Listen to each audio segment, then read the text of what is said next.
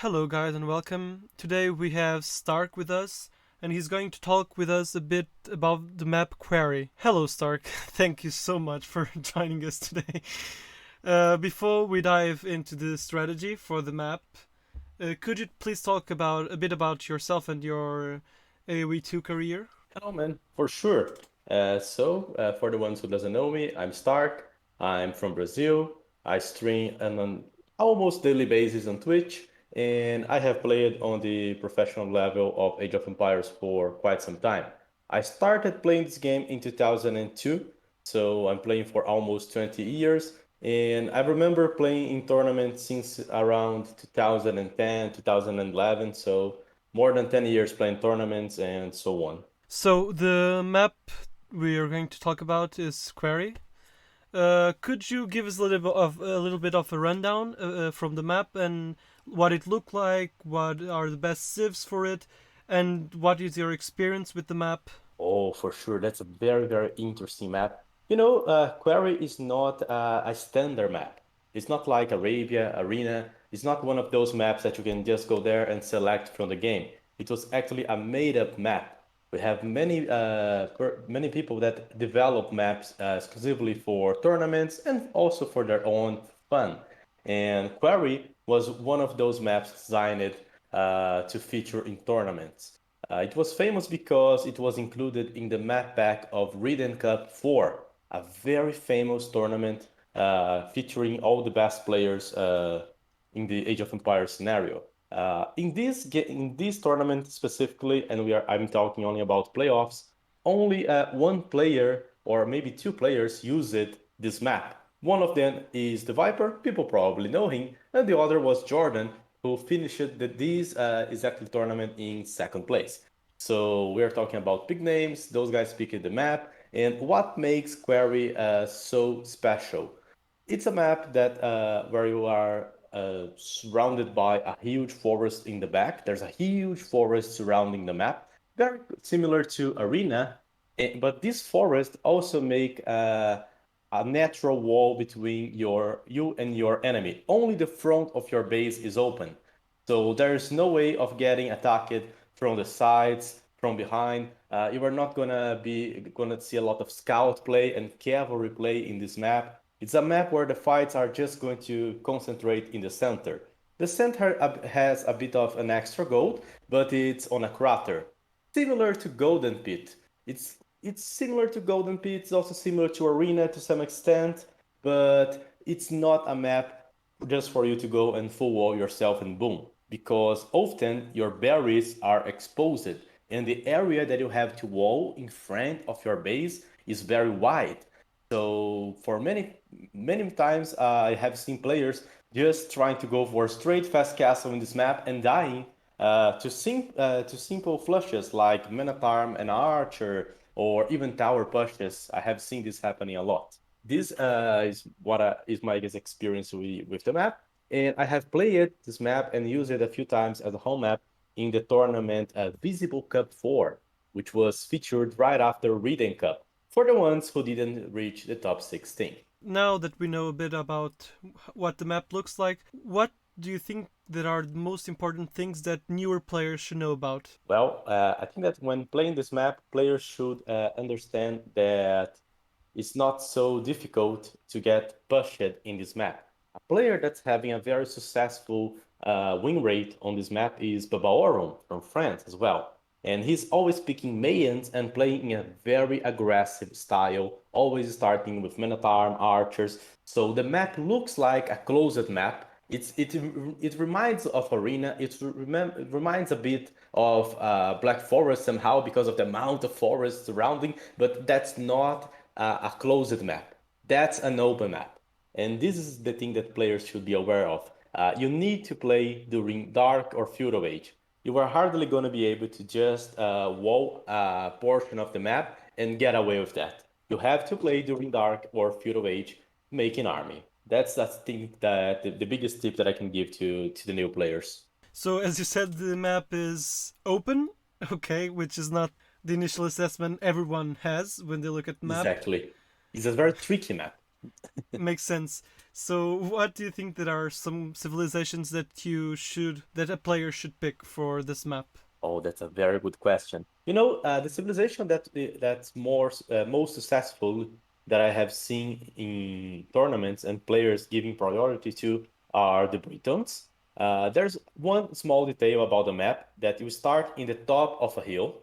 In the middle, the center, where you have the extra gold and a few random scattered deers, is downhill. So if you are uphill, you are always going to have the advantage. And if you ally that with the British range, you can pretty much control the mid game using your superior range.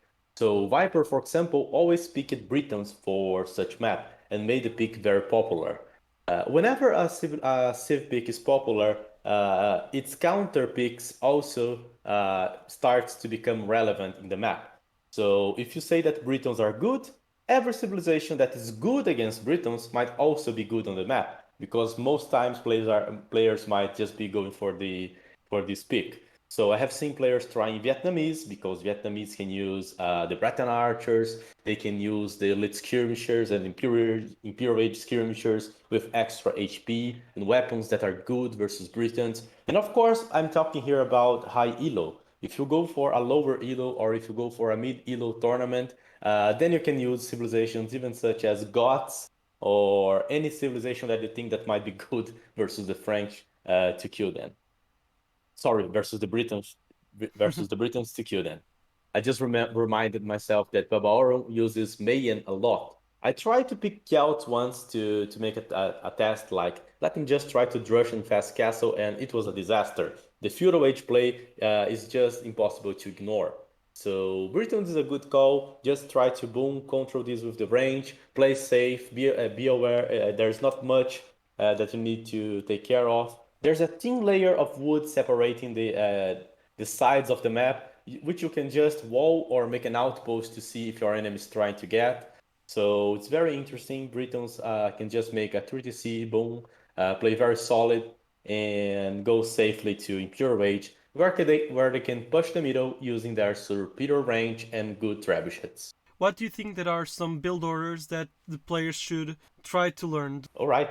Well, I think that every time that you play this map, you're probably gonna have some issues regarding getting food from your berries or something, or even to wall. It's too wide to wall, so you need to play on the early game. So I think that every player should either learn a drush build order because they could get any civilization that they are comfortable with and drush so that they can wall until feudal age or so on, or a civilization to go for men at arms and archers. Men at arms and archers is probably one of the most meta strategies right now, and it's very powerful in this map. And the reason is the men at arms they eat palisades. If your opponent tries to make like a fast castle, you can just kill layer after layer of palisades using men at arms, and with the archers, you can deny him from walling back and then exert some pressure over him. So men at arms and archers is probably a strategy that players should learn.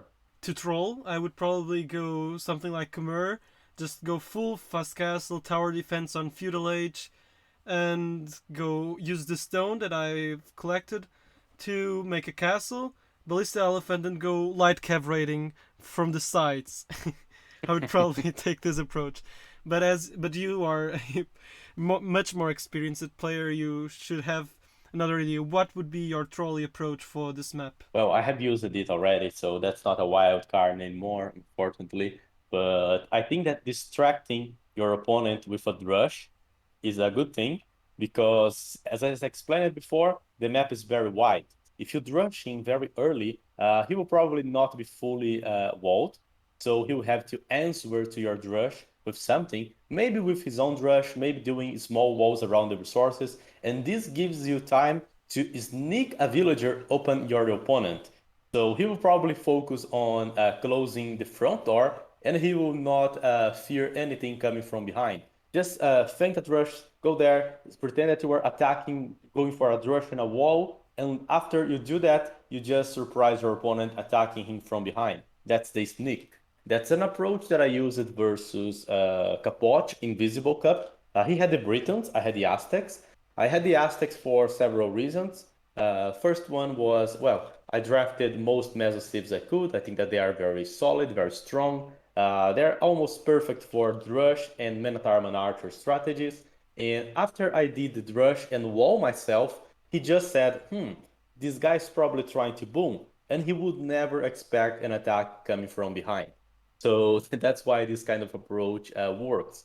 I think that in any map of Age of Empires, in any situation, if you can surprise your opponent attacking him from with a unit or in some way that he's not expecting, this should probably work. So people should risk more, take those risks, and try to develop those strategies. If you try doing things different, your opponent will have to react to it, and sometimes they won't react in the proper way, which will give you the advantage. The Khmer idea is good. I think that I tried a Kelt approach as well, like Drush and Fast Castle to play like Huang or something like that, you know? It didn't work. It's good to try at least, but even Gotsk should be considered, you know? Why though? Well, if you're just expecting your opponent to play with an archer civ, let's say that you're facing a guy, you're facing a friend in a tournament of your team, and you know that he's very experienced with the Britons. So you're expecting him to go Britons. You just go get the guts, mess a lot of Hurskalls, and let him try to micro his Arbalest with no success at all, you know? I think that exploring your opponent's playstyle is important. If you trust on your skill with a certain civ, try to do that. If you want to get a player that is good on arena or good in walled up games, this map is also very tricky because this guy will try to get to make the wall, and with the Minotaur and archers, you can surprise him. It's a very interesting map, very tricky. You can surprise a lot of players using this pick. Thank you a lot for joining us, Stark. It's really a pleasure to have you here with us. You're See you welcome, next man. time. Count with me for whatever you need.